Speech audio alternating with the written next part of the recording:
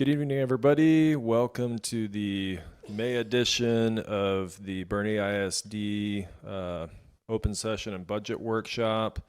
At this time, we'll call to order at 5:05 and establish our quorum. We have Carlin Fryer, Dallas Pipes, Garrett Wilson, Christy Schmidt, Courtney Darter Bruce, and Mr. Rich Sinna. So we do have a quorum.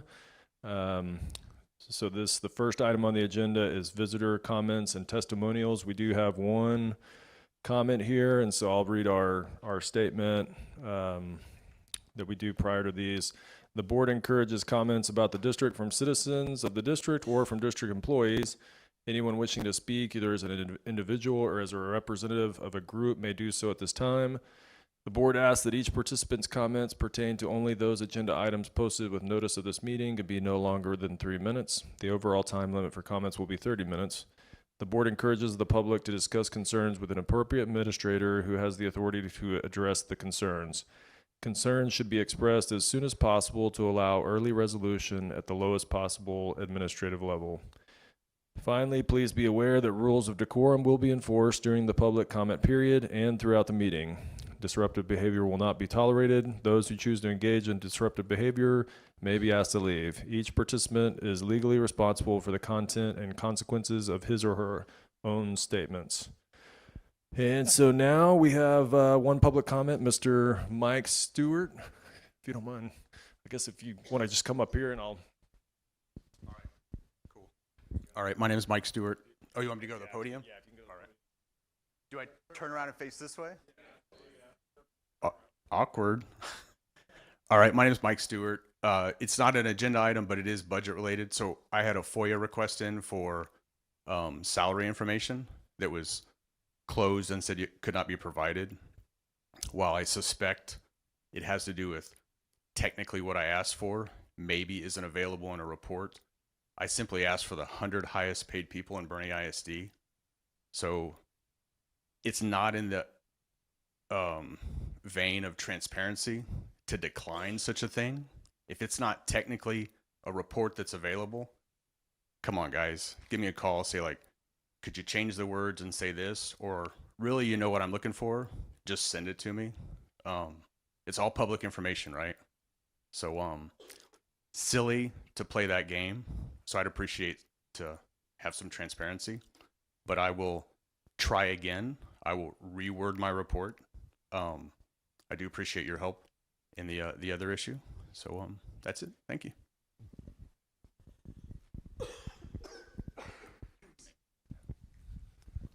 Thank you, Mr. Stewart. So that concludes our public comments section here of the agenda. So now we'll move on to the Aquatic Learning Center update. So here, I'll take it from here. Thank you, President Wilson. Ramiro Guerrero, Executive Director of Operations, is going to join us, as well as Caleb Beats. He's the CEO of Tegrity. Tegrity is a contractor of the pool project, and we'll be giving you an update tonight on where we are at. So I'll turn it over to Mr. Guerrero.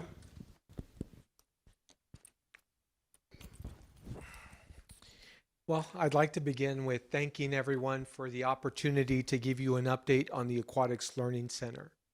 Now, the Aquatics Learning Center is, what we're doing is before I focus on the Aquatics Learning Center, how about we do this? We take a look at a brief overview of the Bond 22. Oh, I'm sorry. Yeah. So Bond 22, we had a wide range of projects, and these projects were impacting the district in a very positive way. Bond 22 helped us to build and construct Viola Wilson Elementary School. It also helped us to build 2 additions, major additions, one at each of our high schools. We also were able to renovate 4 of the libraries at the elementary school level as our legacy campuses. And then we were able to completely transform the old central office building to the new Mitchell Learning Center. Now, we also had a lot of minor projects, and these minor projects helped us to really improve the air quality the safety and the security of all of our campuses. So all of those projects have been completed. Now, what made Bond 22 so unique was that it was planned and executed in the height of the pandemic.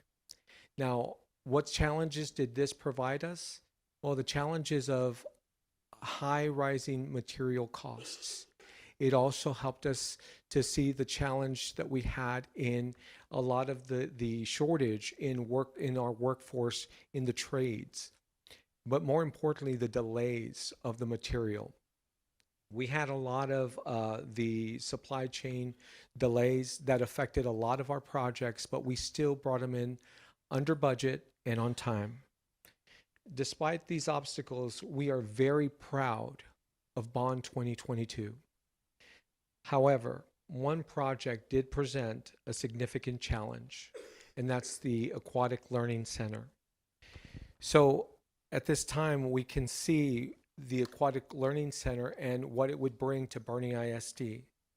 Well, it is a key component of this entire bond, which is our Aquatic Learning Center, in which we were able to enhance our already successful aquatic programs at both of the high schools. We see how our programs consistently compete at the highest levels of the state of Texas, resulting in Champion High School getting a 5A state championship this year, and then a lot of medalists that we were able to celebrate for the district. In addition to supporting the competitive swimming and diving, we were also able to use the Aquatic Learning Center as exactly that, which is a learning center. Now, this is going to be open to all of our students, even our elementary level students, to be able to give them an aspect of swimming and also of learning how to survive in water. So very important to the district, and we are very proud to push and make sure that that we're making that a realization for the district. Now, the Aquatic Learning Center today, this is the aerial view of it right now. Now, it's adjacent to Cibolo Creek Elementary School, and it's east of our Champion High School. Now, it's convenient for all of the district in order to be able to be instrumental in implementing the programs that we've had and that we're planning on. So what are we getting? Well, we have a lot of facets for our the different things that we can actually use the Aquatic Learning Center for. The center includes a 25-yard by 25-meter competition and instructional pool. Now, 11 lanes of 25 yards, and this is for our short course events. And then our long course events, we have 9 lanes of 25 meters. We have a 1-meter diving board, and then we designate areas for water polo as well as the instructional aspect of this pool. We have boys and girls locker rooms at this facility, and then we also have parking for 50 visitors and up to 6 buses. Now, these are the recent pictures that we've taken on the progress that we're doing. We're certainly seeing how the progression of construction is going. We're starting to see a lot of activity out there. We certainly appreciate our contractor and our subcontractors for that. And again, we start to see that this is part of the process to complete this project. Now, as far as our district, we do have a project monitoring system. We implemented this because we have to see that we're going to make sure that we're getting a quality and hope accountability to what we're building. And part of these is that we are requiring integrity contractors to be able to have a quality control person out there every day. Now, we have regularly our meetings, which is our OAC meetings, and this includes our owner, architect, and our contractor. And at these meetings, we see the progression, we see where we're making up time, but we're also seeing if we have any struggles. Now, we visit the site twice daily and then on the weekends. And we use this to make sure that there is activity going on at the pool. Now, we also have weekly drone flyovers for observation on how it's progressing from a higher level as we see everything coming together. We review and verify all of the warranties that we're trying to make sure that we're getting. And more than that, we're extending ourselves to make sure that we are asking for extended warranties due to the delays of this project. Now, when we do this, we know that there's a direct impact for not only the district, but also our community, our neighbors. And that's why we've asked Tegrity Contracting to make sure that they're on top of those types of things, because we want to make sure that we're as transparent as we can be. The ongoing collaboration that we've seen with the city of Boerne and our neighboring communities really helps us to see that we are transparent, and we do want to address any concerns that the public has, as well as the ones that we have. So this is a high-level monitoring system that we've implemented because we want to make sure, again, that we have a high-quality facility despite any construction challenges that we have. Now, we do have milestones that we do also want to hit, and we want to make sure that we all are on the same page. I've spoken to Mr. Beats, who is the CEO of Tegrity. We've gone over these milestones, and he feels comfortable that we're going to hit them. Now, this week, we're going to finish out the water line installation. We're going to flush the lines, and we're going to connect to the city of Boerne's utilities. We're also going to, next week, we're going to start with pouring the concrete on the pool deck. Now, we also want to make sure that our security fencing is complete before putting any water in our pool. And once we do that, we can start making sure that the pool is, we'll start filling the pool. And then on the week of the 19th, we're going to stripe the parking lot and also install all the pool deck equipment around it, which is your starting blocks, where also we have an ADA crane that will help our students that need that help to get them into the pool. Now, on the week of the 26th, we're expecting to achieve substantial completion and begin training our departments, our athletic, our operations, and our maintenance staff on how to make sure that our pool lasts as long as we can get it to last. And certainly we are going to give them as much training as we can on every aspect of the pool and the systems that we've installed at the pool. So the next slide helps us to see that the teamwork that we've accomplished. Now, there's been a lot of frustration for this project, but we know that if we work together, especially now with Mr. Beats coming online with Tegrity Contractors, we have his full assurance that he is taking care of things. So with that, we do feel that we're building a better relationship with Tegrity Contractors and the subcontractors that are out there. Now, the highlights and maybe the silver lining to this whole ordeal is that we're starting to see the who is stepping up for Boerne ISD. We're starting to see how our consultants, VLK Architects, how our consultants, DBR, MTR, they're starting to step up, and they're starting to make sure that the contractor has as much information when they need it to make sure that this May 28th date of completion can be achieved. Now, we do know that there are things that we couldn't control. We hit a couple of CARS features. We understand that.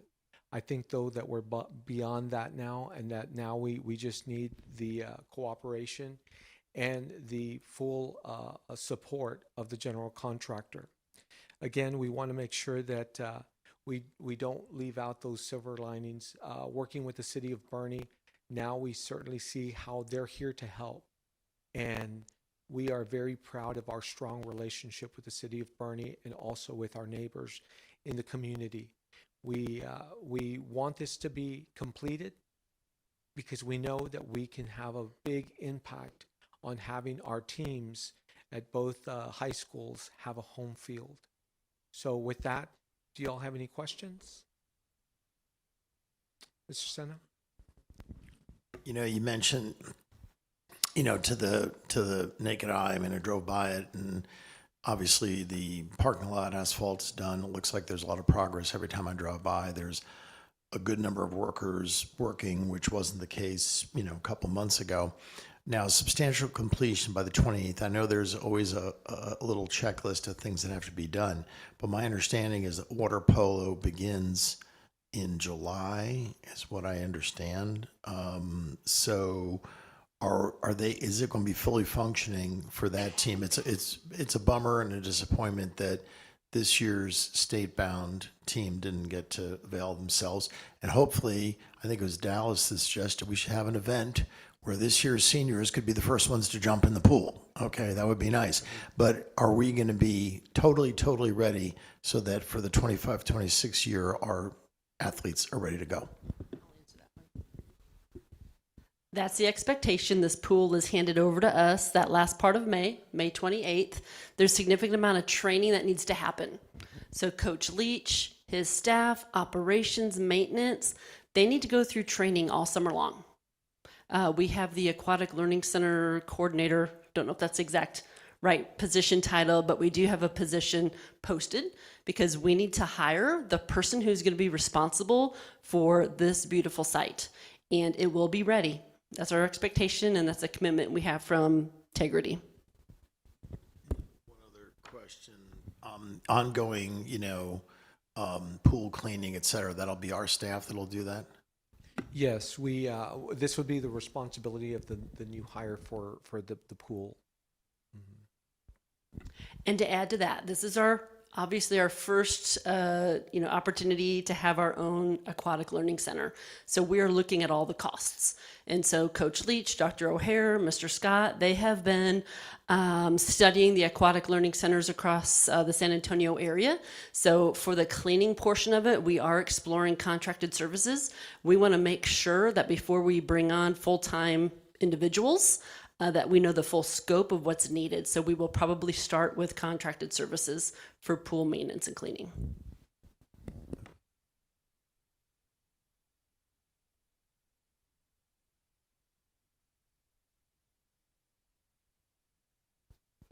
Thank you for your investment and just your diligence. And we know we've made a lot of progress since you've come on board. And we talked about the big ticket items, and I'm just curious, where we stand with, for example, the meter and how that's going, the progress with the city.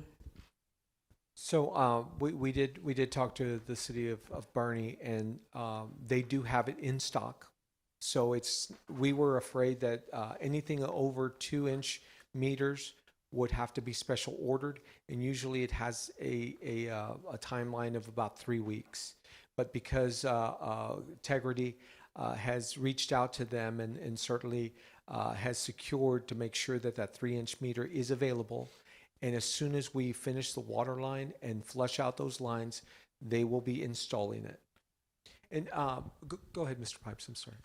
I was just curious on that one neighbor that we had some yard work kind of to repair and make right there. Where do we stand on that? So that's a very good question. So as soon as we install that meter, that is exactly where we are. We're still not understanding how big of an area they would like to be exposed in order for them to install the meter.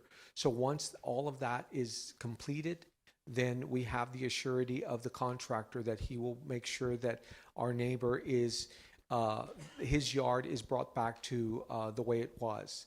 And they have said that they will make sure that is going to happen. At this time, maybe we should let Mr. Beats give us an update through his lens. Please.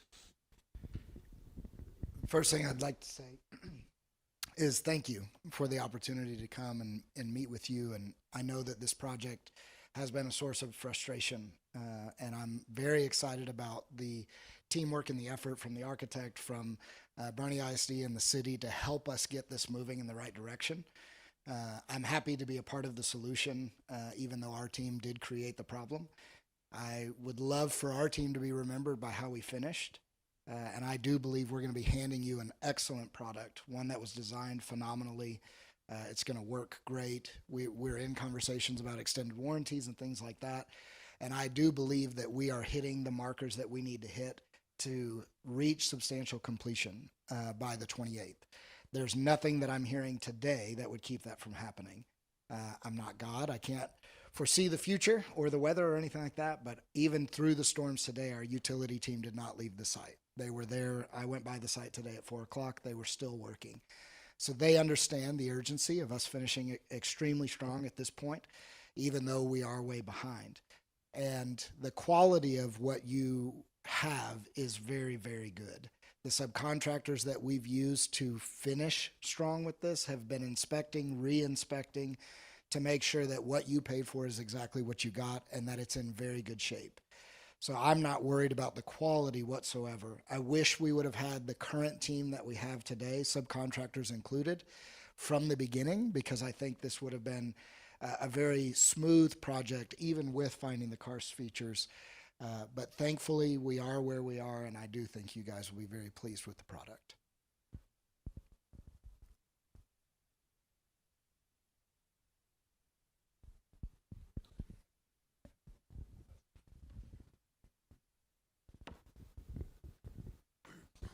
You know, invariably, obviously, with the new facility, we'll have ongoing maintenance costs, et cetera.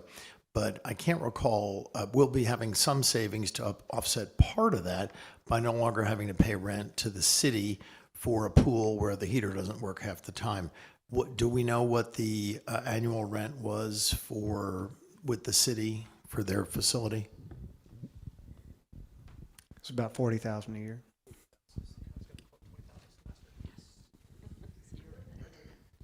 Are there any other questions for us regarding the Aquatic Learning Center? Last week, Mr. Beats did come to a separate meeting where we had our board officers present, and they got a full briefing on it. And then the next step was Mr. Beats coming here to open session to give the full board an update. So, Mr. Beats, we appreciate your commitment to Boerne ISD and to finishing strong. And Ramiro, thank you for excellent project management. We appreciate you. Thank you. Okay, we'll turn it over now to the next items, Mr. President.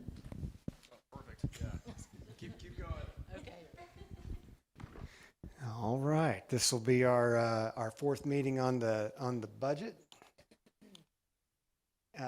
We've gone through our initial assumptions. We've talked about Miss Pruin came in and talked about staffing.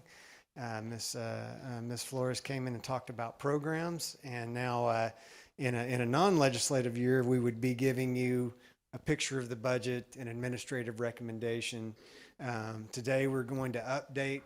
We're going to talk about significant legislation and get us set for our next budget workshop. And so today we'll update on assumptions and talk about what our general fund building blocks look like today. We'll talk about the debt service fund and the child nutrition fund. And then as the extra special fund bonus, we'll talk about federal funds. You know, we don't adopt a budget related to federal funds. It is important to know all the different sources that Boerne has to educate children and provide service to children. So we are required to adopt 3 budgets by law: the general fund, the debt service fund, and the child nutrition fund, and we're always required to adopt that by a certain date in June. For this year, our regularly scheduled board meeting is ahead of that advanced date, so we're in good shape there. Here are our budget assumptions. So enrollment of 11,237, which is our demographer's reduced projection for 25-26. That is the same number as we presented in the first budget workshop. ADA of 10,563, which is a 94% of enrollment. That is the same number that we presented at the first workshop. We have received preliminary property values. So the just informationally, the numbers that I received, I scaled back by 2% in anticipation of the appeals that will be filed by property owners through the mid part of the summer, and before we get certified values at the end of July. And so the percentages that you're seeing and the numbers that you're seeing have been scaled back by 2%. So the market values came in at a 5% increase at $21.1 billion. About half of that increase is new properties. Is about $400 million in new values. Taxable values came in at a 9% increase at $14.2 billion. So the reason that the taxable values come in at a higher percentage than the market values is going to be primarily be the homestead cap. So your exemptions went way down. Remember that by state law, the taxable value cannot increase more than 10% in any 1 year. So you have a tax year like 22 where our values went up on average over 30%. But from a taxing perspective, they're not going to tax more than 10, but that's going to expire by 10% every year until that assessed market value reaches expires. And so the overall increase was 9%. And so we somewhat anticipated that would occur. That generates maintenance and operations levy, which funds the general fund of $78.6 million. That is a $2.7 million increase over the prior year. And the interest and sinking levy would be $40.4 million. That's a $3.6 million increase over the prior year. You notice that the interest and sinking levy went up more than the maintenance and operations levy. That is because of tax compression on the general fund levy.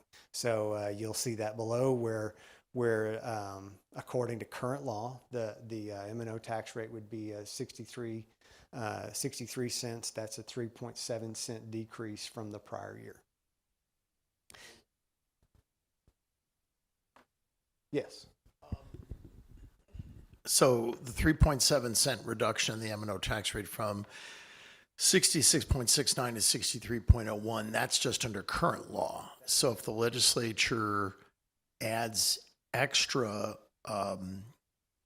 reduction, that would be in excess of the 3.7 cents. Or what about if the homestead exemption is increased from 100 to 140 grand? If the homestead exemption went up to 140, that would be a $700 million impact to our levy. That would increase exemptions by $700 million. I was playing with that and saw that would bring the overall taxable value down to about 6%. One other question is, I see the INS, as you mentioned, goes up 3.6 million. That's almost 10%. Does that include any hold harmless from previous years, or is this strictly local generation? This is strictly taxes that we're talking about at this point in time. I'll talk about other revenue sources in the debt service fund when we get to that a little bit later in the presentation. Okay. Any questions on assumptions?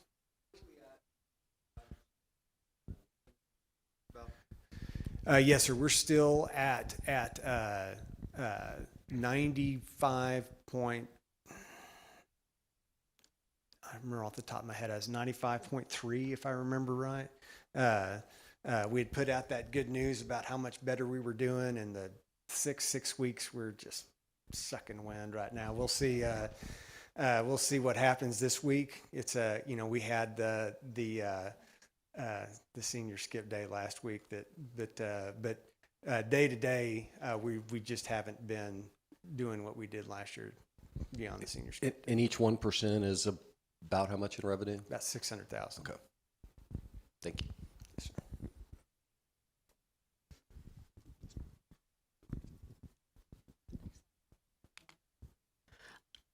All right, so I have one slide in here, and Wes is doing the rest, but this is a recap. I've been sharing with you throughout the spring how we've been looking for efficiencies, and we continue to comb through these numbers on a regular basis.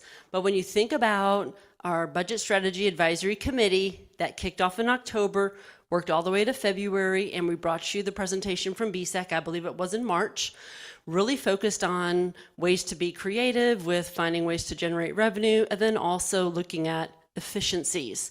So I'm here to tell you we have reached about $1.43 million in what we're cutting in next year's budget. So that is huge. And that I just want to commend all of our senior staff for thinking differently about how we do the work. So you can see, $585,000 in savings just by reducing costs. Every budget being reduced by up to 10%. Discontinuing or reducing various contracted services. And then you heard at our last meeting how Ms. Flores is leveraging the state dollars available to us to take some items out of general fund and slide them over to the instructional material allotment that we receive. And I've kept you up to date over the past few months about how we are reassigning instructional staff to priorities. And so some examples of that is educational technology. My philosophy, that belongs to teaching and learning. And so we have some of those positions that moved over to Larissa's team. And then also we were looking at how else to restructure some of our instructional coaches' roles. So no one has lost a position. They are being assigned by really a priority. These are highly trained individuals who are fantastic with adult learning and also getting results. But they are now pivoting to assuming other roles in the system that support teachers and support teaching and learning. And then every vacancy that comes up, and I've shared with you many times, we evaluate every position in this building. If it becomes vacant, someone gets a promotion, someone retires. We do not jump to post. We go through a series of steps where the person who has that position really has to prove to me why they need it or how we could restructure things. And so we have not hired a number of positions, and that's saving us $350,000 today. As positions come up, that's always a system we're going to go through. We are not rushing to post. We will make sure that we truly need the position, or how can we restructure the work. And so I'm really proud of our team, and really I'm confident we could probably reach that $1.5 million mark, but just want you to know as a board that the team has done phenomenal work to be creative in finding reductions.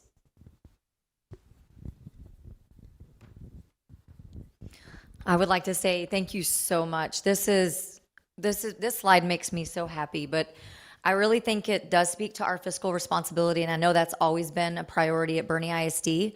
And as we tell our story next year, just really promoting within the communications department, talking about telling our story, this is the centerpiece, in my opinion, of building trust. And, I know that our community knows that we are trying to be fiscally responsible, and that's what we're always sharing. But this is like awesome data that we could just shout from the rooftops of how we've been responsible. And y'all have been at the helm of just leading this charge, and we appreciate your efforts, being creative. This is exceptional, and I'm super excited about our future. Thank you. And just to add to that, I think it just underscores that as we develop a budget for next year, the priority has to be the classroom. That's got to be the priority. And if this allows us to do certain things with new programs, because I see that's a coming slide, that's great.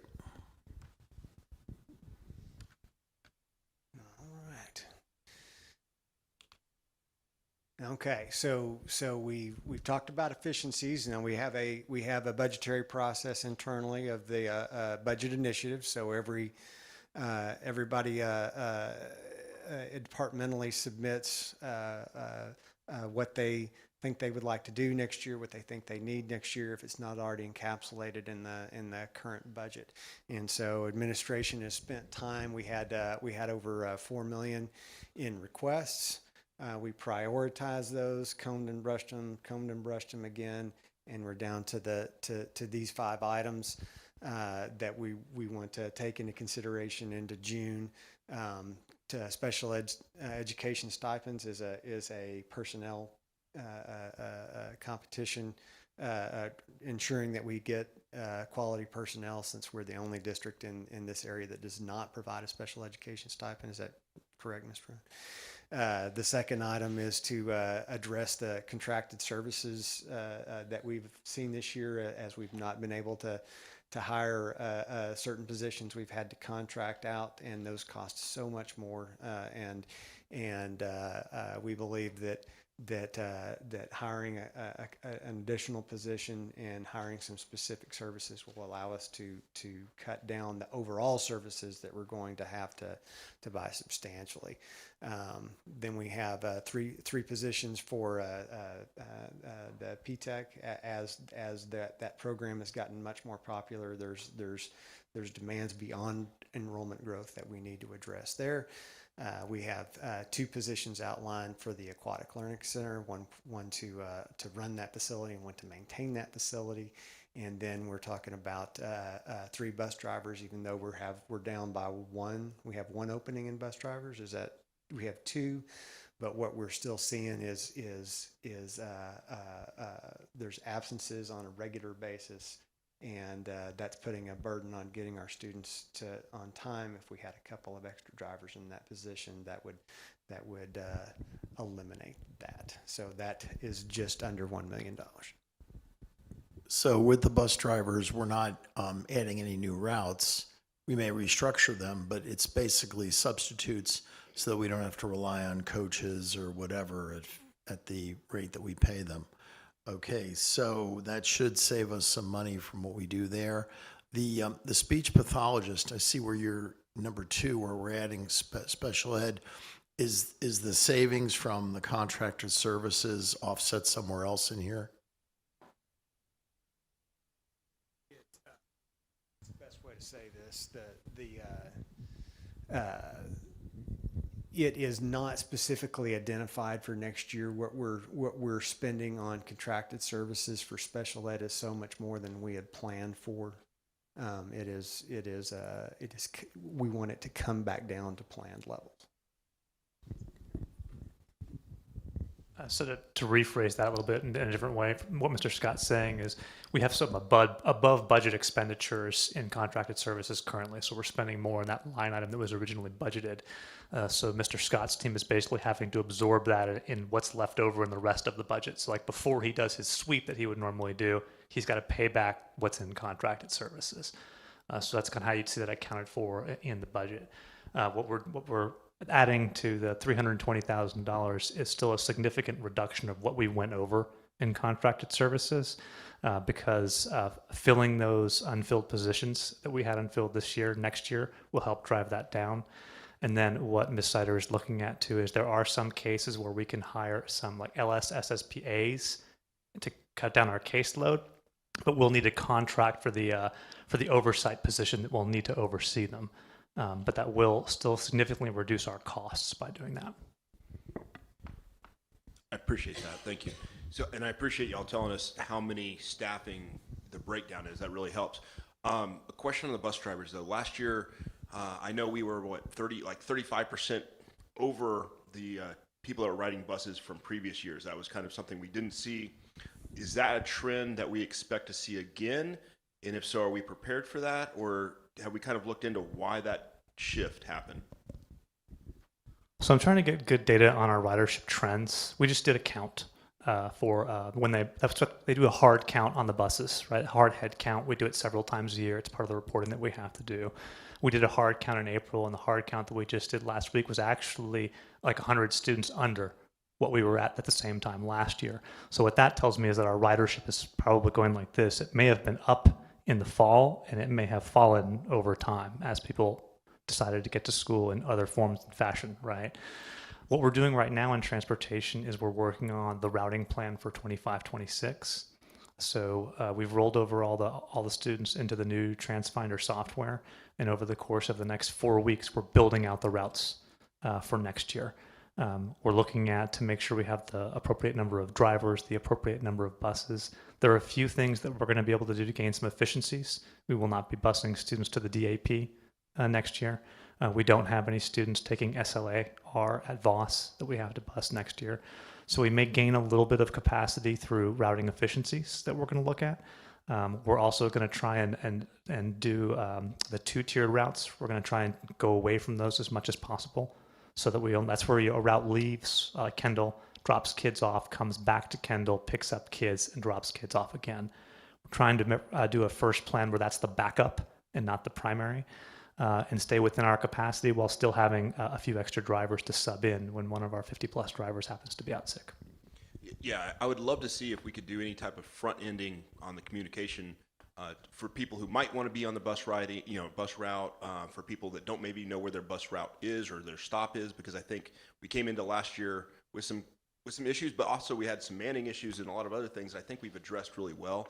So I would love to see more people riding the bus, less cars and pickup lines and things like that. I think it's a good fit for everybody.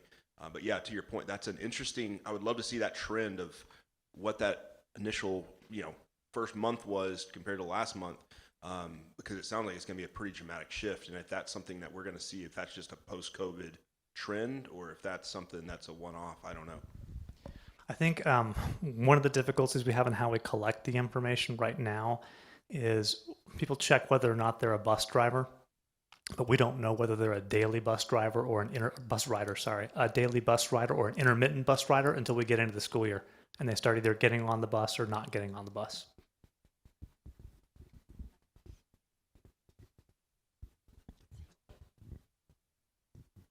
Is the PTech growth, is that in both health science and cybersecurity that we're looking to add? Just for health science. And are there other departments or pathways where we're expecting growth where we would need to add employees at this time? Yeah, I do have a question. It's a very, very small item, but we have crossing guards right now at a lot of our elementary schools in Boerne.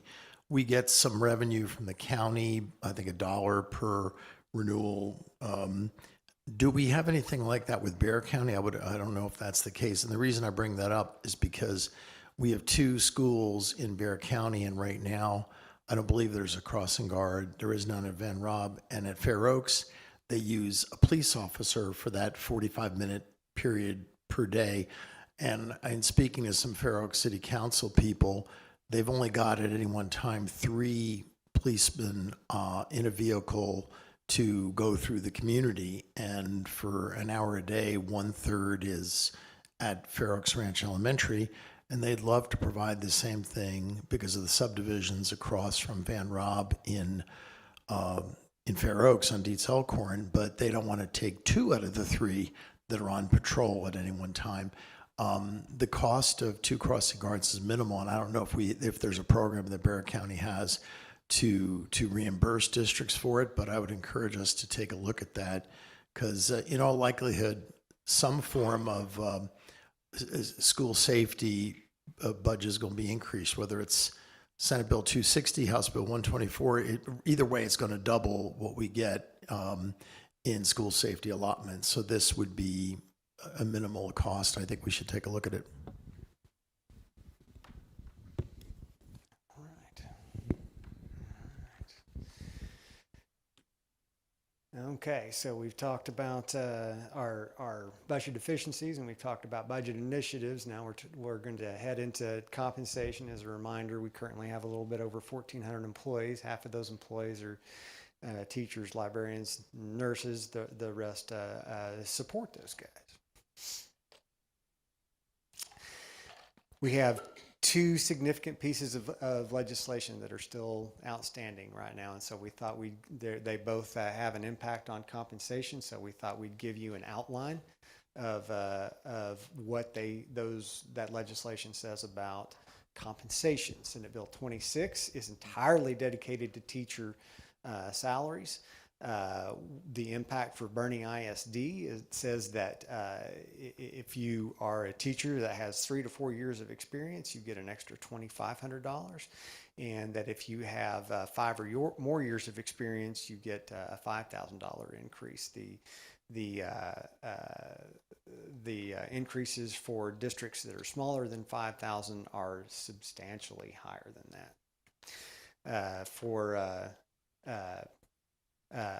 House Bill 2, right now, and I'll talk about this a little bit more, but right now we're looking at, with our current information, about a $340 per ADA increase that totals about $3.6 million. And what House Bill 2 says is whatever your funding increase is would be 3.6 million. 40% of that would have to be dedicated to salaries. 75% of that 40% would be dedicated to teachers, counselors, nurses, and librarians, which would cost a little bit over $1 million, and 25% of that would be for non-administrators. So there's all the professionals that are not included in those requirements, right? Basically your assistant principals and above as far as the pay grade is concerned. But the one other nuance of House Bill 2 is that a 10-year teacher has to get a 40% higher pay increase than a 5-year teacher. Okay. So once again, neither one of these bills have been passed. This is just information for what's out there right now. Correct. SB 26 passed.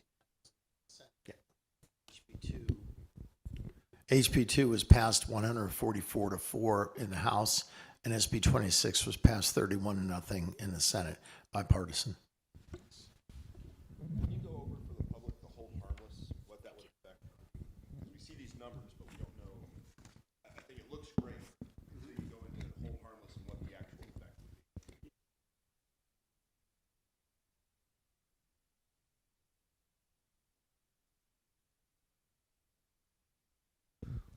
One of the things that we saw when we did a run of House Bill 2, there are three what are called hold harmlesses that have been instituted in previous legislative sessions to help districts that suffered a loss due to legislation that was passed in that year. So one of the and that was caused quite a bit of heartburn when the first edition of House Bill 2 came out, and we saw that we were only going to yield about a $500,000 increase, and it was because we lost all our hold harmlesses, and that's when Representative Beckley came out and said, we'll take care of that.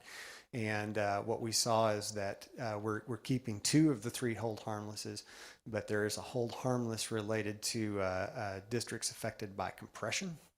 And so in 23, when they had substantial compression of the tax rate, you're trying to design legislation for 1,000 school districts, and you're not going to affect everybody the way that you want to affect them, right? And so what we saw is that even though when you compress your tax rate, you're supposed to increase state aid, and the net effect to the district is supposed to be 0, right?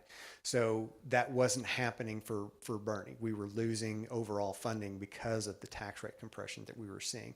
And so and it wasn't just Boerne, there were a number of other districts as well. So they instituted the hold harmless, which has yielded a couple of $1 million in funding every year. And what we saw when we ran House Bill 2 is that we were losing about $2.5 million in funding because House Bill 2 was causing us to lose the hold harmless.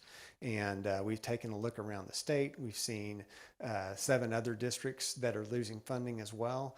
There are some, just because of the complexities of the formula, House Bill 2 is causing some districts to gain funding in their hold harmless. Dallas and Houston ISD are gaining $50 million because of that, right? And it doesn't really seem to be doing Dallas any good because they're only gaining about $313 a student, which is right around the area that we're gaining them. So losing that hold harmless is not good from my understanding. It's been presented at least twice to Representative Buckley to institute a higher guaranteed minimum than what's happening right now. Right now, the guaranteed minimum for House Bill 2 is $200 per student, and the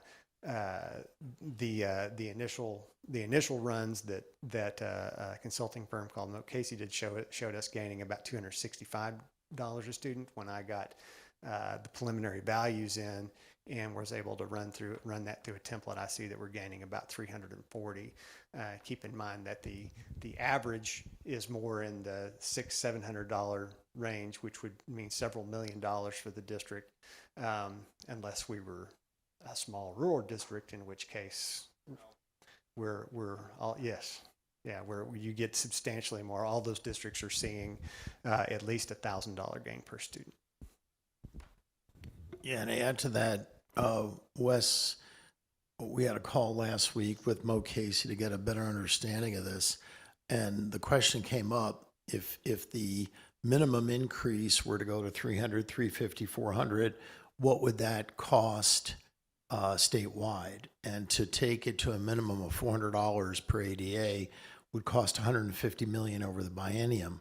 Well, you're looking at almost an $8 billion bill. And the big winners in HB2 are your small rural districts. They're the ones, frankly, a lot of them are underfunded, but when you look at their average revenue per student, it goes way past what we get. And considering that we're already the 9th lowest funded per pupil district in the state, to lose that money keeps our increase down to $340. In comparison, Comfort has over $1,100. Blanco has like $1,600. And when you do the analysis of 40% going to salaries and 3/4 of that to teachers, you can do the math and figure out what that means to our teachers. And, you know, in the case of Comfort, they're talking about going to a 4-day week, and there's data to show that's educationally not sound policy, and they're going to get rewarded for it. This is insanity. Well, I hate to correct you because you're right 99% of the time, but this, I don't see the benefit, and I know they are trying to write it to affect rural districts and small districts. And there's even rural written into this, but there's no legislation that I've seen that actually makes it effective for rural districts, which I think is a good thing to do. But small districts or smaller districts like Cole or Alma Heights, and every large community has these that are usually pretty well funded. I see them benefiting 3 times as much as we're benefiting. And I think that's really disingenuous of what the actual idea of the bill was. Because those, you know, what do we have? And Rich, you can probably correct me, 7 districts in San Antonio? And 3 of the 4 or 3 of the 7 will qualify as rural, and they're inside city lines of San Antonio? If you look statewide, who's getting what kind of increase? You've got some districts getting up to $2,000 more per ADA, and you've got others getting $250 or $300. You know, so that's a problem. All right. Okay, so we've talked about efficiency, we've talked about initiatives, we've talked about compensation, and we're going to start putting it together a little bit on what this could look like. So we're going to show you models for House Bill 2 and Senate Bill 26, keeping in mind that the only law that's effective right now is current law. And so the $78.68 million in local revenues you see at the very top line includes the property tax levy that we discussed a little bit earlier, and that's driving the $107 million in total revenues. We've got expenditures that, you know, we've got 3 categories of expenditures that you can see in payroll and on behalf of non-payroll that would be carrying over from the prior year.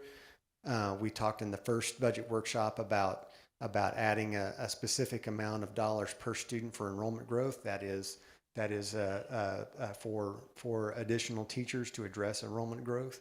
And then we've talked about we made an adjustment last month for the utilities budget, and then we've also need to account for the Aquatics Learning Center coming online, and that's the $300,000 that you see there, less the budget efficiencies that we've talked about before.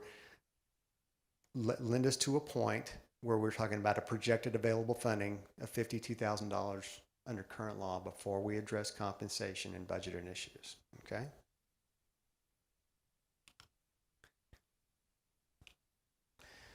Under Senate Bill 26, we have we're roughly estimating that we would get $3.5 million for teacher compensation, and we've built that into the state revenue that you see up there that would drive revenues up to almost 111 million, about 110.8. And that would leave us with $3.8 million in available funding to address those things. Yep.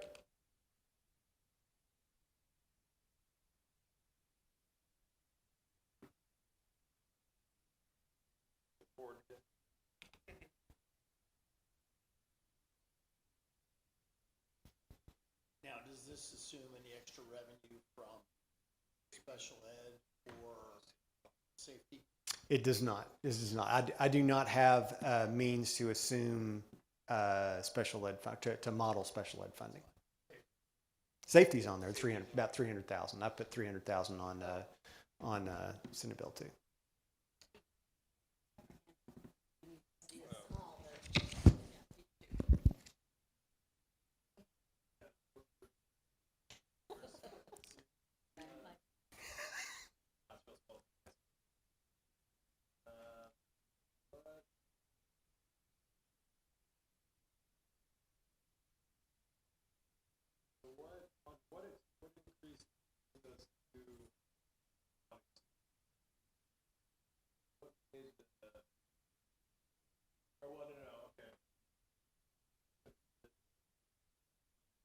Yes.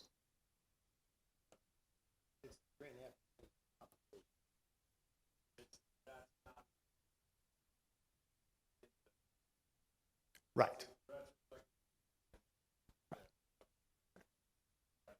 Okay.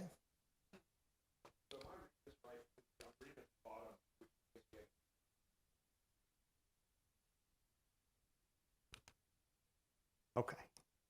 Okay. Under House Bill 2, where the state revenues reflect an additional 3.6 million and $300,000 for the state revenue, the House Bill 2 increase, excuse me, and that would leave us with $2.9 million for available funding. Okay.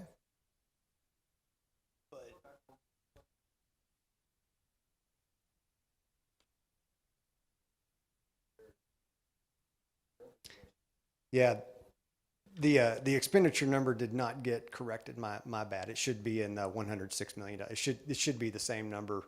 It should be that 106,911 right there. Yeah. I had originally built this with the $3.5 million going in and out, and made a last minute correction to try to make things clearer. And that sure makes it clearer, right? When I have a $3.5 million mistake in there. My apologies. The bottom line number is right. Okay. Thank you. Thank you. I'll remember you said that. Make it now. Okay. All right. So 2.9 million available projected under House Bill 2. Yes. And what's interesting about that 2.9 million, we're assuming an increase of about 150 kids. So that 2.9 million includes educating an additional 150 kids, which requires more teachers. So I don't know what the amended amount would be, but it's under $2 million.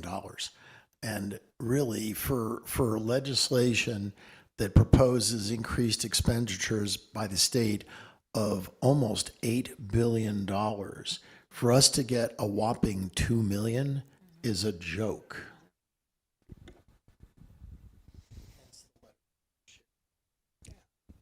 Yeah, so let's put it together on one slide and see what these look like when we start talking about our initiatives, our compensation, and our benefits. You see the available funding lines that we had from our previous slides, the initiative priorities that we had shared in a previous slide, and this is what we've done with compensation. This is not a recommendation. I cannot say this enough. This is just a number to give you a picture for what for what this would look like. So under current law, the 1.5 million in the compensation scenario place is just a 2% raise across the board. Okay. The under Senate Bill 26, the 4.3 million would be the 3.5 million that would go to teachers. I think when we were looking at that, that would be about a 6% raise for teachers, if I remember right, and 2% for all non-teachers. And then the House Bill 2 is a little bit more nuanced in that you have, we bumped the starting pay for a teacher up to 56,000, ensured a 2% raise for all teachers not directly addressed by House Bill 2, and then ensured that the, and all other employees, but then ensured that the year 5 to year 10, that year 10 teacher had a 40% increase over the year 5 teacher. So there's a little bit more for every single one of those, year 5, 6, 7, 8, 9, 10.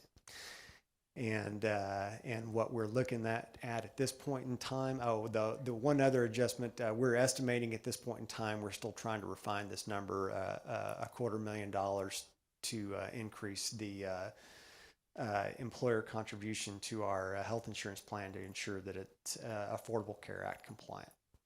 Because if it does go up the 10% that we think it might, then we would have to increase those to stay compliant with the Affordable Care Act. Okay. But that would leave, with those assumptions, that would mean adopting a $2.7 billion deficit under current law. Senate Bill 26 would leave us at 1.4 million, and House Bill 2 would leave us at a $250,000 deficit.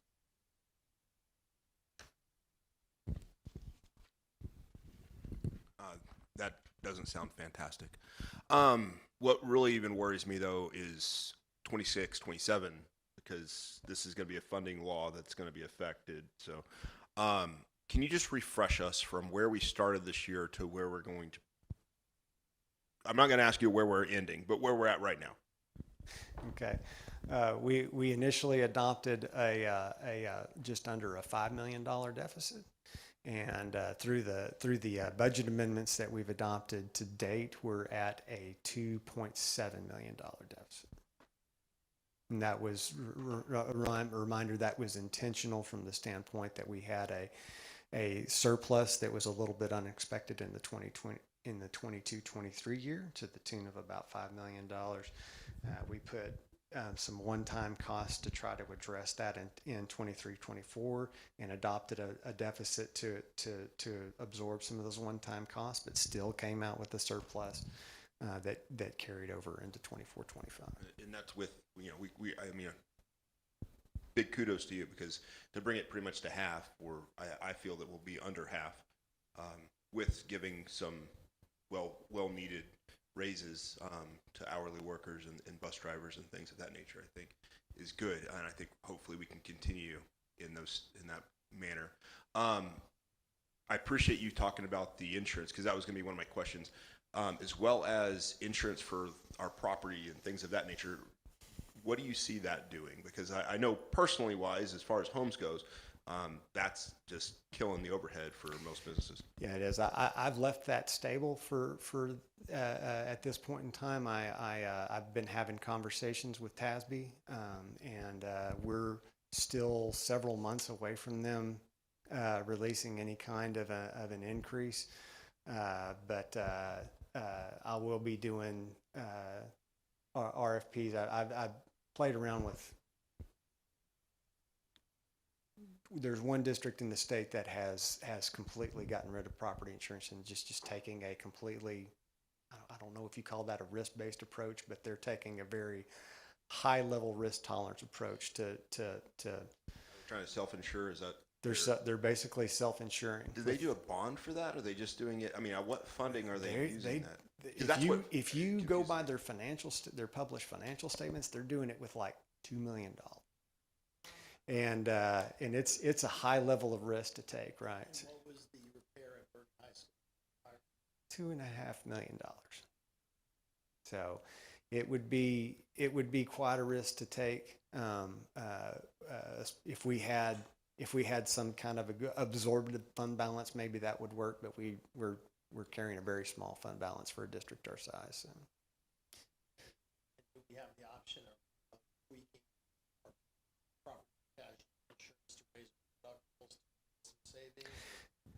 That was the ask to the TASB underwriter when he came and visited me. I have not seen anything from them on that yet, but I'm waiting and intend to take it out for RFP again. It's been 2 years since we did a public RFP for property insurance, and we'll do it again. See what if we can find what's best for the district. Wes, I heard you say that we really don't have a way to calculate the impact of proposed legislation for special ed. Yes. Is somebody working on that? Because that's going to be, it's a pretty big focus at the state level. Certainly it's a focus in our budget. Seems to me somebody's got to be working on models. I've heard that it is very complicated. I've heard that intensity-based service model, it will take them a year to do and a year to implement, that we really won't see anything from that until 26, 27, but that's just hearsay. I really don't know. I hope somebody's working on it. But to your point, Carlin, the House budget, HB2 includes something like 1.6, 1.8 billion for increased special ed funding.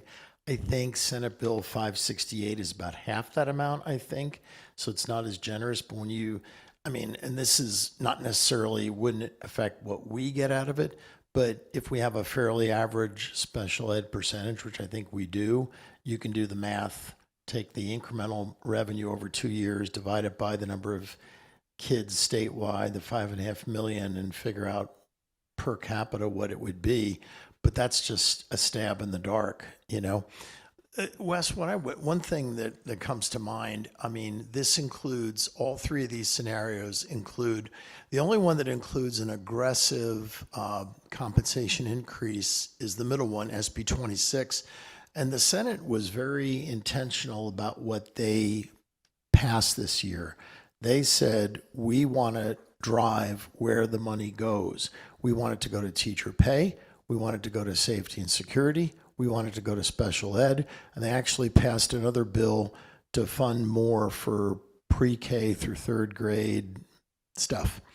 So they were very intentional with where they put it. The House followed what a lot of public school advocates are always going for, an increase in the basic allotment. The Senate budget did not include a basic allotment increase, whereas the House, it's going up $340, something like that.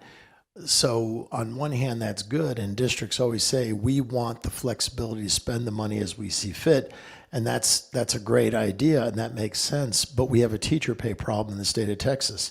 We have 7,500, 8,000 below the national average, and when you look at what the Senate is proposing, $2,500 for 3 to 4 years, $5,500 for 5 years and up, that's a solid majority of the gap that Texas has nationwide.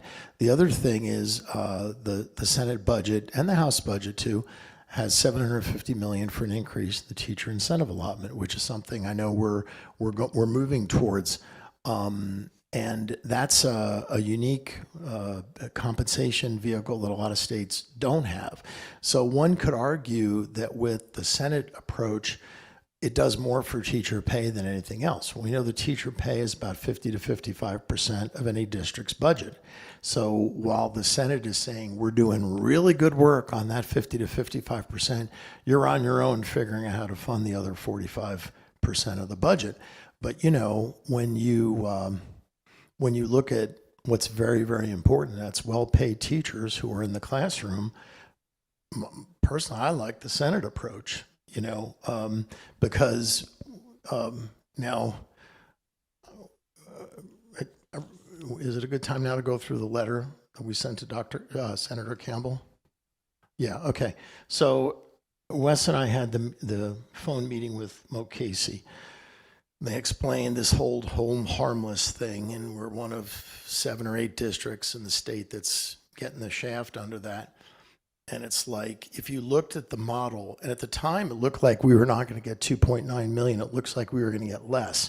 And at the time it was an $1,195 raise for our teachers based on the formula that the state mandated in HB2. That's a 2% raise. I mentioned before, a comfort, $1,145 per kid. That's $1.2 million to them. Even if they use half of that for other stuff, 600,000 by the number of teachers they have, that's an $8,500 raise. So how can you justify giving an $8,500 raise to a D-rated district, and you give $1,200, now maybe $1,400 or $1,500 to an A-rated district? So needless to say, I was pretty hot. And so I sent a letter that I want to pass out to you guys, and let's read it. Okay. And this went to Senator Campbell, but it's going to more than her. It's going to other senators that I've spoken to. Here you go. Okay. And this is from, and because I didn't want to break the walking quorum, called Carlin and Garrett from our finance committee, and they said, go for it. So I said, good morning, Donna.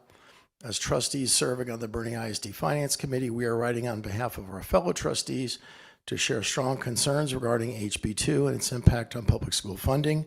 We respect the holistic nature of the bill in attempting to increase the basic allotment, special education funding, and other components. An increase of $7.7 billion in new public ed funding is significant and greatly appreciated. However, the way the bill is crafted creates a dynamic where some schools win big while others lose. While no district would receive less money in 25-26, HB2 funds public education disproportionately. Some districts will see significant new funding, while neighboring districts will see considerably less new funding, creating winners and losers. The core issue revolves around the way the bill sets up teacher pay. One local example, Comfort ISD, which recently received a D rating from TEA, would receive $1,145 per ADA more than their current budget. This would increase their funding from $13,717 to $14,862 per ADA. Based on HB2's requirement that 40% of new funding goes to compensation, with 75% of that amount going to teachers, this new funding increase would allow Comfort ISD to raise teacher pay by a minimum of $5,000 and honestly more likely $7,500, $8,000. This contrasts with Boerne ISD's increase of $256 more per ADA, from $93.83 to $96.39. Check that out, $5,200 less per ADA than Comfort, and they, because they have higher poverty, higher emerging bilingual, the whole bit. This increase would fund only an $1,195 minimum pay raise. Now, since then, the property value study came in, which raised that a little bit. Knowing our budget as we do, we would not be able to give much more of a raise than that, even after making several significant reductions for next year. We don't think that an $1,195 raise for hardworking teachers, or about 2%, is what legislators had in mind when the session started. We certainly know that's the case in the Senate, which takes a very different approach to improve teacher pay. The state is putting high-achieving districts in a terrible position with this formula. Boerne ISD once again received an A rating in 2023, our fourth consecutive A rating, due to the hard work and dedication of our teachers and principals. We are the only district in the San Antonio area that received an A rating. It baffles us how our district could achieve such results, including at campuses with high percentages of economically disadvantaged students, and then only be able to offer a pittance of a raise to teachers in a session where almost $8 billion in new funding is dedicated to K-12 public ed. We are reaching out to you for help on a wide variety of issues over the years. You have always been there for Boerne ISD, and we greatly appreciate your leadership, and she has. We don't know how HB2 will be handled in the Senate, but hope you'll take the following to heart. We request that an amendment be offered that creates a minimum increase for districts. For example, a $400 increase per ADA would cost $150 million over the biennium. According to Mo Casey, this amendment will allow us to increase our teacher pay raise by a good amount, and we support the concept of higher teacher pay offered in SB 26, which would largely solve the gap that Texas teachers have in comparison to national averages. Perhaps a compromise is on the horizon between the teacher pay aspects of SB 26 and HB 2. However, the need for a minimum increase for districts is the minimum the state could do, and it should absolutely be followed through. We realize that crafting a bill that satisfies every district across our state is extremely challenging. However, whatever is done to improve teacher pay should be as consistent as possible. For your review, we are attaching several spreadsheets that compare teacher pay at varying levels of experience. We did 0, 5, 10, 15, 20, 25, and 30 between Boerne ISD and 20 other ISDs in the San Antonio area, along with several suburban ISDs in Austin area. You will see that currently Boerne ISD is one of the lower paying districts. If the state continues divesting from high-performing districts, we do not know what the future holds for public ed. We greatly appreciate your time and consideration, and as always are available to discuss this further. Now, I will say this, within 40 minutes of sending this email, I got 2 email responses from her staff, and an hour later, I got a phone call, okay? This contrasts with our state rep, and I won't go down that road. But I read her the Riot Act last week, okay? Because HB2, within minutes of it passing, she's trumpeting how the average district is getting $18,000 per kid, wrong, and record teacher pay. For us, wrong. And you need to be aware of these numbers. We're the largest ISD in your house district. You need to be aware of this. And efforts were made to reach out, but I don't want to turn this into a gripe session about an elected official. But in any event, Senator Campbell has read this, reviewed it. I had another discussion today with her education aide, as well as Senator Betancourt in Middleton. So we hope now, what we hear is that the Senate is going to basically take HB2. They're sending HB2 in its current form over the Education Committee in the Senate, but the Chairman Creighton is going to rewrite it by incorporating the bills that the Senate has passed. So who knows what that's going to mean? Is that going to include SB 26? Is that going to include the special ed 568? Is that going to include? We'll see. But apparently significant changes are coming. And I said good, because the current system, what it does, HB2 bakes in disparities that exist in per pupil funding across the state and widens it. And the Senate approach is everyone wins. So anyway, that's my opinion on it. So we'll see what happens. Thank you, Mr. Senna, for always being on top of that and making phone calls and text messages at all hours.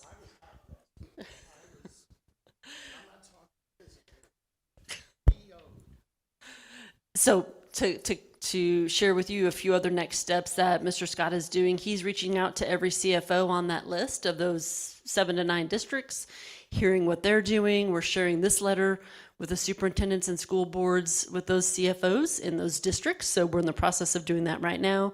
You'll see some messaging going out this week that Dr. Dominguez is putting together to give a call to action to our parents, then a separate request straight to our BSAC members that we need their help. One more thing. This is good in that, first of all, as several of my peers said, I'm really glad that you're incorporating budget initiative priorities to address, it's great.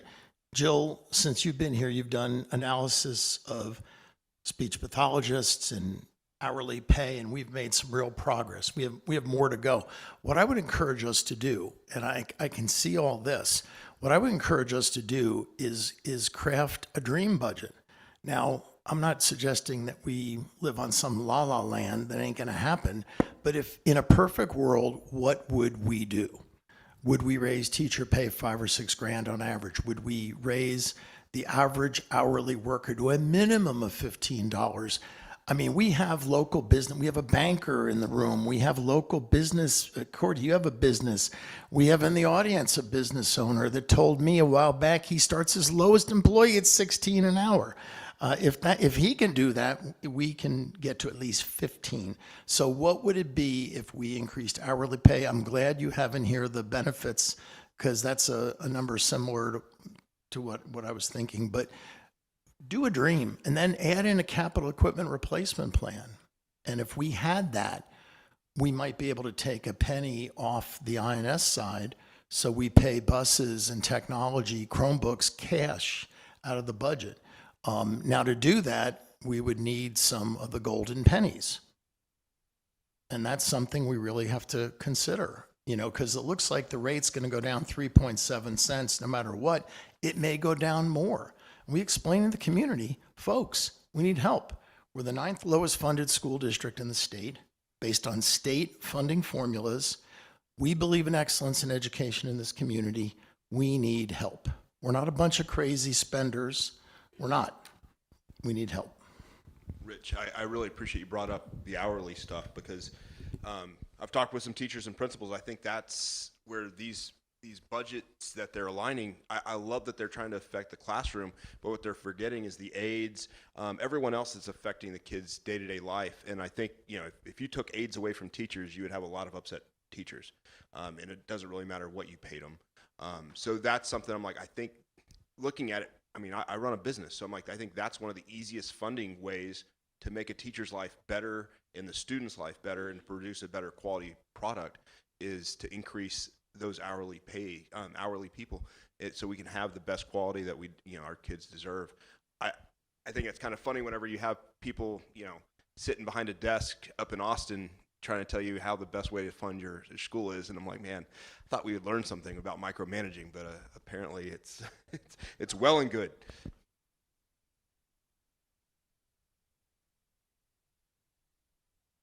Are we updating our teachers the progress, the scenarios? I know you're sending great information out to our community. Is our staff getting that as well? We have been updating our principals. These are moving numbers. And so once we have a better idea of where we're at, we'll be able to put out a more solid set of key messages to our teachers so that they know what we're up to. The session ends June 2nd, so we should June 2nd.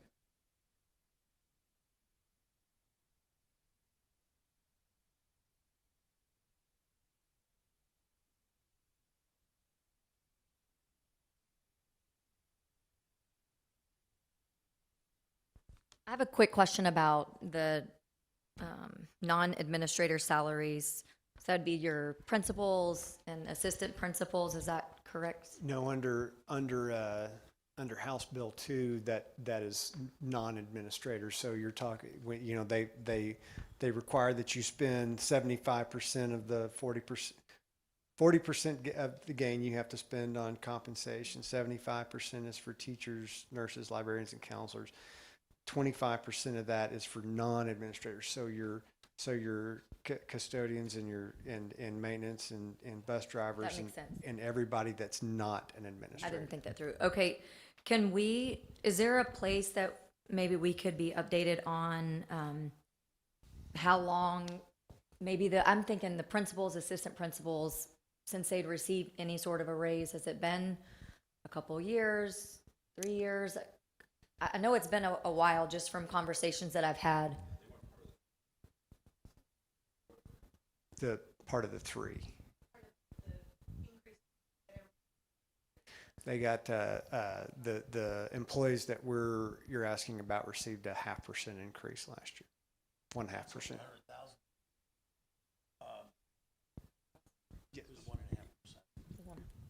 So Courtney, to answer your question, Jill is running all kinds of scenarios. We have a gazillion scenarios. When you think about the steps, Rich will often talk about these kind of crazy increments of these different steps. And so that is something that Jill is actively working on, like how to get that corrected. But we also need to know the rules of what is going to be passed into law. And so we have a ton of scenarios there. We are ready to pivot as soon as we know the rules of the game.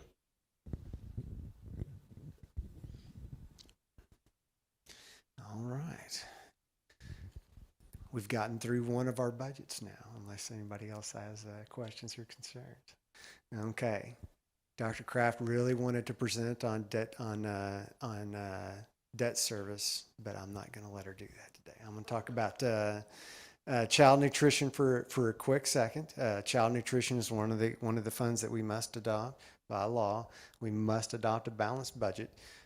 What we're proposing today is a $3.7 million budget that's based on our current average per day and current participation rate of almost 5,800 meals per day and 52%. As a reminder, the actual meal prices that we'll set are charged by the Texas Department of Agriculture, and the tool that they'll provide that'll let us determine what that meal pricing will be will not come out until this summer. So, like a lot of other things on our budget, we'll find out the information after we adopt the budget, right? And we'll adjust accordingly.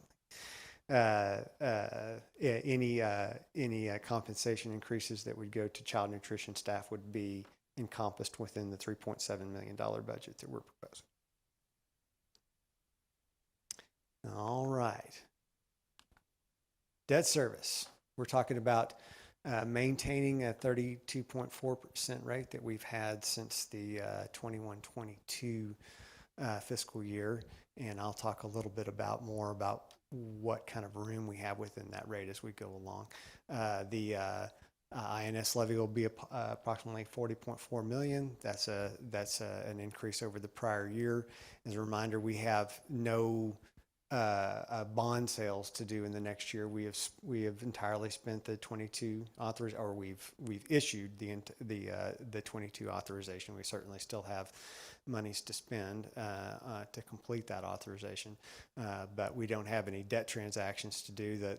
Any debt transactions that we do would be with our 2014 refundings that have been callable for the last 3 years, and then our 2016s will become callable in the 25-26 year, and that's where our focus is going to lie. We have very little left to pay off on the 2014 bonds. The 2016 bonds are where the savings are, and so I'll present this simple little graph to you that shows what we're currently required to spend to complete our debt and principal and interest related to bonds. Every color is a individual bond issue.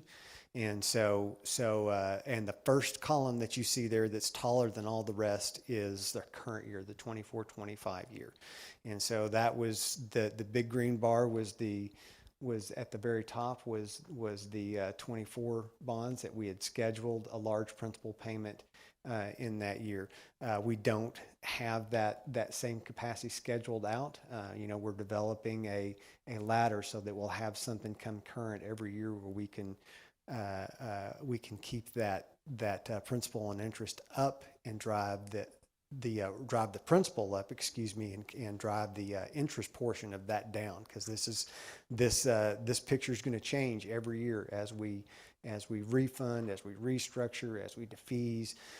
We're going to interest is the enemy, right? And we're going to knock that dude out as much as possible. How we're going to bring the bar for 26, which would be the second column there, that's $24 million in principal and interest, is what we're scheduled to pay. Since the 16s will become current in the 25-26 year, what we'll do is take anything over our scheduled payments and defease the 2016 bonds. So if we look at the yellow, and especially pay attention right here, this is the 2016 bonds. That is large amounts of principal that is scheduled to be paid at the very end of the bond. Anything from that area there that we can push over here, we're going to save lots and lots of interest dollars.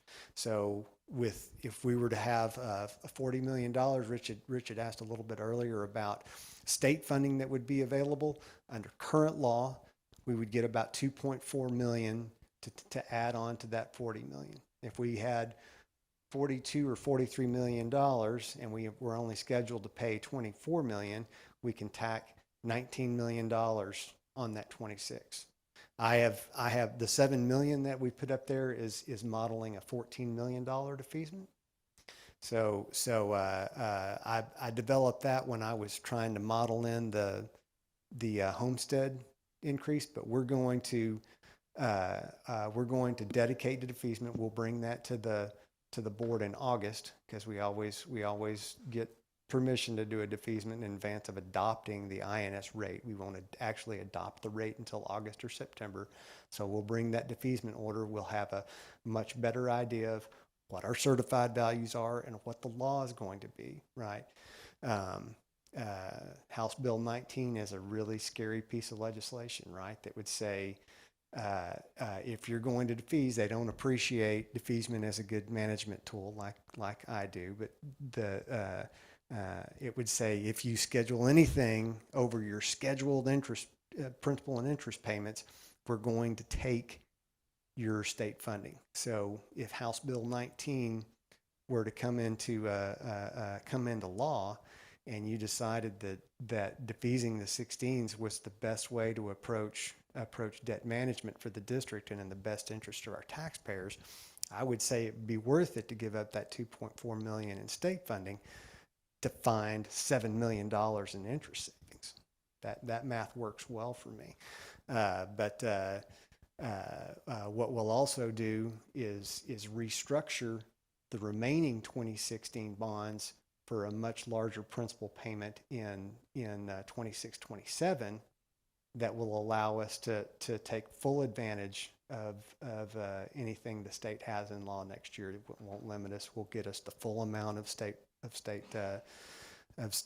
funding. That it is unfortunate that this is being considered, that we had a good plan in place that would come in after the fact and change the rules, right? So basically, whether it's the 25-26 budget year, because the 16 series is callable February of 26, the 17 series is callable in February 27. What you're basically saying is, over the next 2 years, we could potentially wipe out as much as $35 million of debt on the 16 series, which I think has a balance of about $76 million. We'd pay off almost half the debt in the next 2 years, saving us, I would have to think, tens of millions of dollars of interest payments. So that seems to me pretty conservative approach to reducing debt. Yet some people don't think that's conservative in Austin. I don't really get where they're coming from, but I like that idea. Get rid of the debt. Oh, and another thing, since we passed the 22 bond, we've paid off the 99 series, which built South and Kendall. We paid off the 02 series, which did a bunch of other repairs. And we only have a few years left on the 2004 bond, which built Champion, Cibolo, and renovated Boerne. So we've really, in the next few years, we're going to wipe out a lot of debt.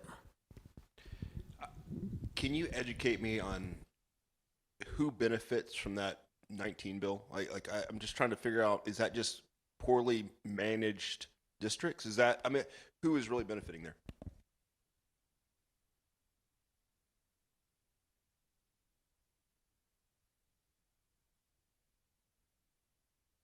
The politicians that propose the bills, because what they want to do is they want to force us to lower our INS rate. I get that. That's fine. But we already have the second lowest INS rate of any fast growth district in Austin, San Antonio. And the other day, East Central passed a bond, so they're going to catch up to us. So we may have the lowest. So I don't know what they're thinking up there. No, I can understand them maybe like doing a tier step of, if your INS is this, then this, then this, but just a blanket statement of, in punishing some of the most ran districts in the state seems kind of asinine to me. But you're being logical. You got a good point. I guess the last thing I want to say is to address, Rich had talked about going after the golden pennies and maybe taking an INS penny to help address that. One of the important tenets of debt management is capacity, right? And this is what capacity is that we've got a levy that's right here in scheduled debt service that's there's a gap in between what our levy generates and what we're required to pay in principal and interest. We're addressing that right now through defeasance, right? But you've got a lot of capacity. Just remember that a penny generates a little bit over $1 million. So if you reduced your INS rate by a penny and reduced it $1 million, you've got a lot of capacity between what we're required to pay and what we can do. Okay.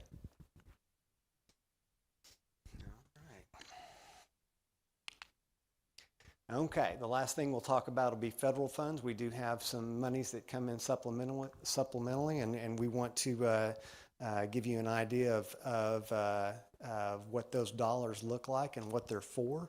The two biggest programs we have are IDEA B for special education up at the very top to the tune of about $2 million a year, and the National School Lunch and Breakfast Program for about $1.5 million that addresses the needs of our the students that qualify for a free and reduced lunch. Title I for our at-risk children come in, and after that to the tune of about $650,000.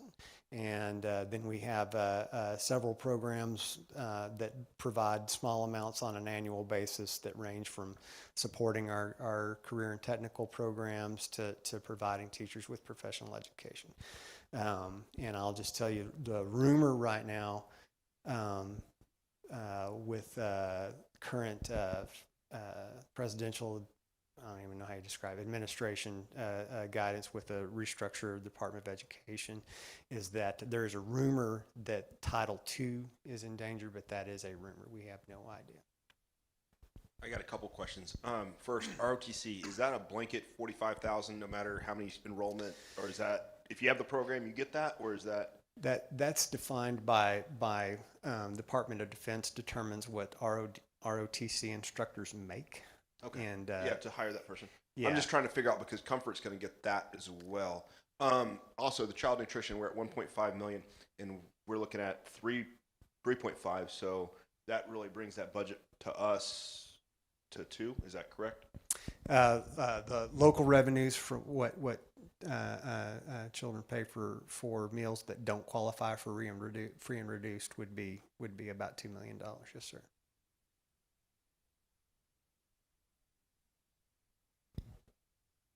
All right. Do it every day, sir. All right. Now we still have the June board meeting coming up where we have to adopt the budget. This is a picture of our budget workshop calendar, and right now, right in here, we have our June 9th meeting that we'll do after the legislation session closes, prayerfully, and that date is outlined right here. All right, June 9th. To figure out a number that we're going to do, June 16th to adopt.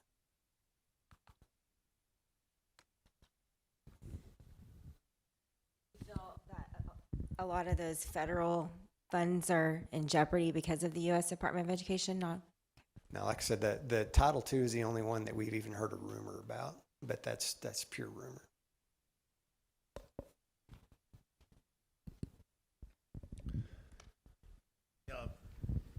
The vast majority of the Department of Education budget goes to Pell Grants, college aid, and to special ed.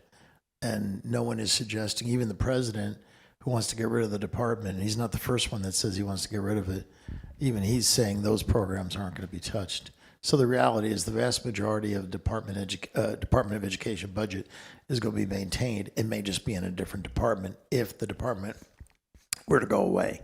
So it's really a lot of hoopla, and we'll see.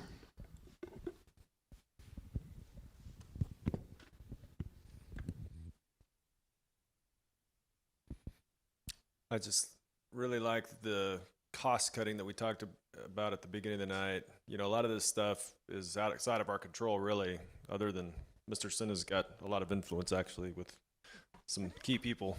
So that's good. Most school districts don't have that. But by and large, most of this is outside of our our influence, but the fastest way to make a dollar is to not spend a dollar, and that's something we can control. And so I just hope that over the next 5-10 years that we don't lose sight of what we're doing right now, that we bake this into our culture, that we operate very lean. There's no waste, not where education is suffering, but that we're just very respectful of the taxpayers' dollars. And I think that's what we're doing this year. So even if we get a $10 million raise from the state, I think we should do exactly what we're doing every year and just look for efficiencies every year. Maybe do a whole workshop every year on just here's where we found efficiencies over the last 12 months or something, just to kind of always keep it top of mind. So that's all. That was my only comment on.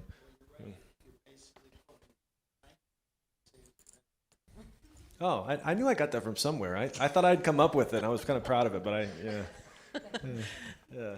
Can I share a few quick updates? Sure. So apart from the budget conversation, thank you all so much for great questions, letting us, run scenarios and bring things back to you. Last night, there was a small group of us in Austin attending the HEB award ceremony to recognize Troy Ladiolas as a finalist across the state. So that was very exciting. And then today, we were over in another part of Austin where Matt Myers received an award for transforming learning and culture. So we're really excited for the work happening there. And this is Teacher Appreciation Week. And we want to thank Waterman Construction and Kalani Yogurt Shop. We were able to send the Kalani Yogurt truck to every campus this week, really through generous donations to thank our teachers and staff. And then the last piece we had is we will have something special for you, Dallas, for your family. And so before you leave, make sure you stop over here. The team of 8 put together something special for you and Lacey.